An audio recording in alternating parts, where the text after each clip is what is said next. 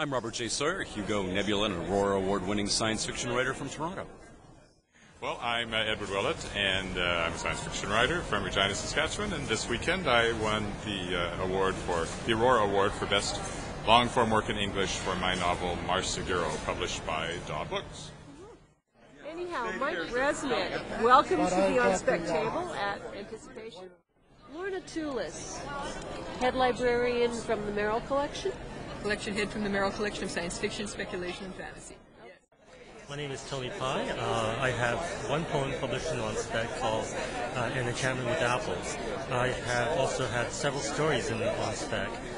For example, Come From a Ways, which is in the latest issue of On Spec. There's also He Immortal Evergreen She, and also Aesop's Last Fable. Hello, my name is Chandra Rooney.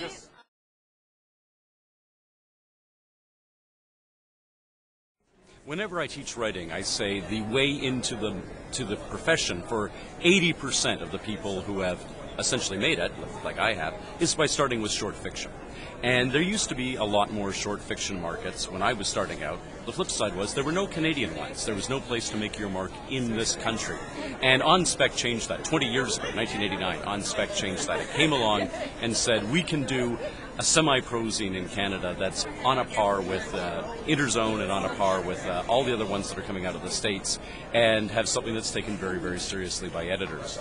And it has proven to be that. Early Story by myself was a significant career milestone in my career, being in On Spec in 1993. So it is one of the standard paths for a Canadian author, and indeed a worldwide author, to enter the field is by early publication in On Spec, and I think that's wonderful that it's survived for 2 full decades without missing a single issue. Enormous. Remember what Heinlein said? Say it once you're a wit, say it twice you're a half-wit. Short fiction gives you a chance to say it once elegantly.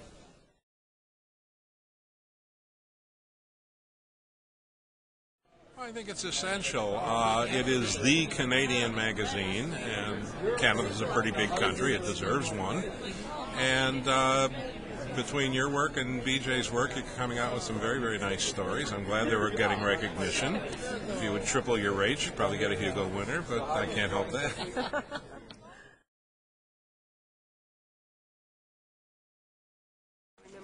Well, I've been sending stories to On Spec, and I've always been trying to break into On Spec ever since I started writing. I got interested in writing here in Montreal, and my roommate suggested I start with On Spec. So my first acceptance was a poem, which was a horror poem, and then my stories followed later. So yeah, On Spec has been always one of my top Canadian markets to submit to.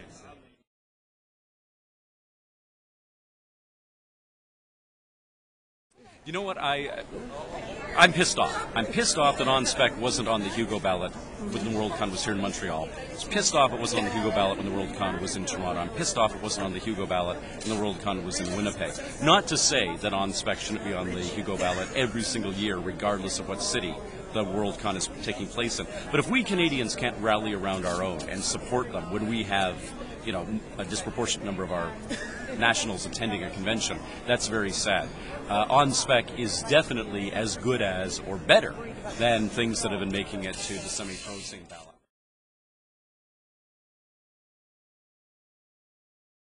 The day I got my On Spec contract, my friend was over, and I was feeling pretty bummed out because I just got a rejection letter earlier that week, and it came in the mail, and I'd forgotten about it. And it was like the greatest feeling ever. I started to cry. My friend was like, oh my God, your career started. And she was more excited than I was because I was in a state of shock.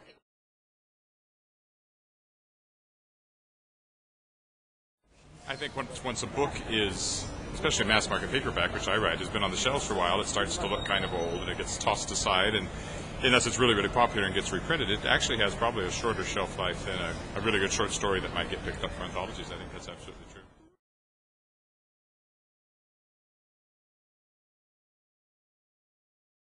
Next year, World Science Fiction Exhibition in Melbourne but all of us who were here in Montreal get to nominate for next year too.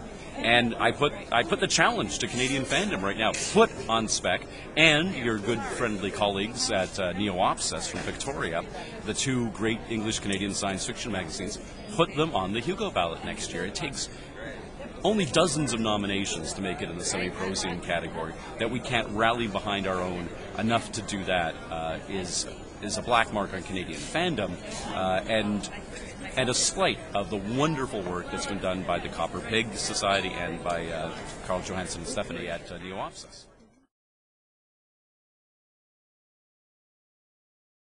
It's the greatest thing ever, and you should definitely submit your stories to On Spec because they're wonderful people, and they pay really well too.